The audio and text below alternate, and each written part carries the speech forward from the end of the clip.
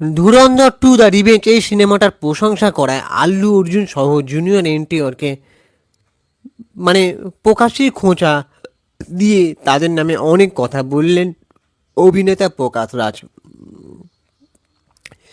তো কেন ব্যাপারটা ঠিক কী হয়েছে সেটা নিয়ে আজকে আলোচনার বিষয়। তোমরা প্লিজ আমাদের ইউটিউব চ্যানেলটাকে সাবস্ক্রাইব করে দাও, ভিডিওটাতে একটা লাইক দাও।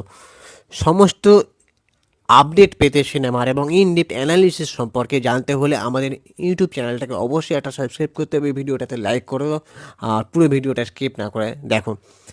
দেখো, প্রকাশ রাজ তিনি অত্যন্ত বরাবরই ঠোঁট কাটা একজন ব্যক্তি বলে গণ্য, তোমরা ভালো করেই জানো।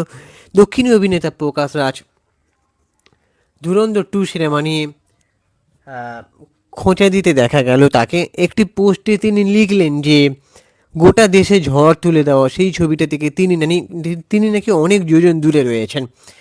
অন্য একটি পোস্টে ধুরন্ধর টু এর প্রশংসা করায় খোঁচা দিলেন আল্লু অর্জুন, জুনিয়র এনটিআরদের মতো দক্ষিণী বড় বড় তারকাদের। তো এক্স হ্যান্ডেলে পোস্ট করেছেন 1961 সালের হাম দোনো ছবির গান অবিনা যাও ছোড়কর। ক্যাপশানে তিনি লেখেন, আমি ধুরন্ধর থেকে অনেক দূরে রয়েছি। এবং আপনারা এরপরই আরও একটি পোস্ট করতে দেখা যায়, সেখানে প্রকাশ লেখেন, এখনও পর্যন্ত ধুরন্ধর টু দেখে প্রশংসা করেছেন আল্লু অর্জুন, বিজয় দেবরাকোন্ডা, জুনিয়র এনটিআর, মহেশ বাবু, রামচরণ।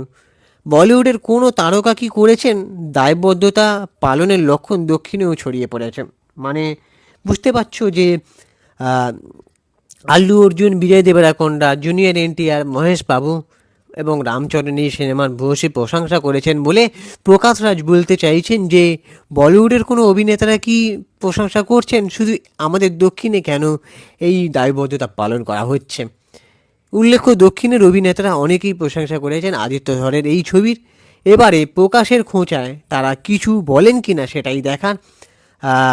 বলে রাখা ভালো, একাধিকবার একাধিক সাক্ষাৎকারে দক্ষিণী অভিনেতার নিজস্ব মতামতই স্পষ্ট করেছেন এবং গেরুয়া শিবির বিরোধী যে তিনি, সেটা তার কথাতেই বড্ড স্পষ্ট করে দিয়েছেন, যার জন্য প্রশংসার পাশাপাশি প্রকাশ রাজ অনেক বিতর্ক সমালোচনাও করাচ্ছেন, তাকে অনেকে ছেঁকেও ধরছে। বরাবর তিনি তাও অনড় থেকেছেন। ধুরন্ধর টুকে প্রোপাগান্ডা বলে দাবি করেছেন ধ্রুব রাঠি সহ বিভিন্ন বড় বড় ইউটিউবাররা। তো প্রকাশ রাজও সেই কথা ডাইরেক্ট না বললেও তার মানে মন্তব্য থেকে বোঝা যাচ্ছে যে তিনি এই কথাই বলতে চাইছেন। তো এই মুহূর্তে ধুরন্ধর সিনেমাটা নিয়ে চর্চার অন্ত নেই। বক্স অফিসে মানে নেট পাড়া থেকে সব কিছুই মানে ছেয়ে গেছে ধুরন্ধর টু এর মানে প্রশংসায়। এবং এই যে মানে করতালি সিটি পড়ছে ধুরন্ধরে, এবং এটা কিন্তু প্রপাগান্ডা বলুক আর যাই বলুক, সবকে উড়িয়ে একেবারে হেসে উড়িয়ে দিচ্ছে নির্মাতারা। কারণ তারা জানে যে সাফল্যের পিছনে এগুলো অনেক কিছু বাধা আসবে, তাকে অত পাত্তা না দিলে চলবে। এবার তোমরা জানো যে তোমরা কারা কারা ধুরন্ধর টু দ্য রিভেঞ্জ যে সিনেমাটা দেখেছো, তোমাদের কি মনে হয় অ্যাকচুয়ালি এটা প্রপাগান্ডা সিনেমা? এবং এই যে প্রকাশ রাজ, ইনি যে মানে এই সমস্ত অভিনেতাদের মানে ধুয়ে দিলেন প্রশংসা করায়, তো তিনি কি ঠিক করলেন বলে তোমাদের মনে হয়, নাকি একেবারেই ঠিক করেননি বলে মনে হয়? তো তোমাদের মতামতটা অবশ্যই জরুরি। আর আমাদের ইউটিউব চ্যানেলটাকে একটা সাবস্ক্রাইব করে দাও, ভিডিওটাতে একটা লাইক দাও।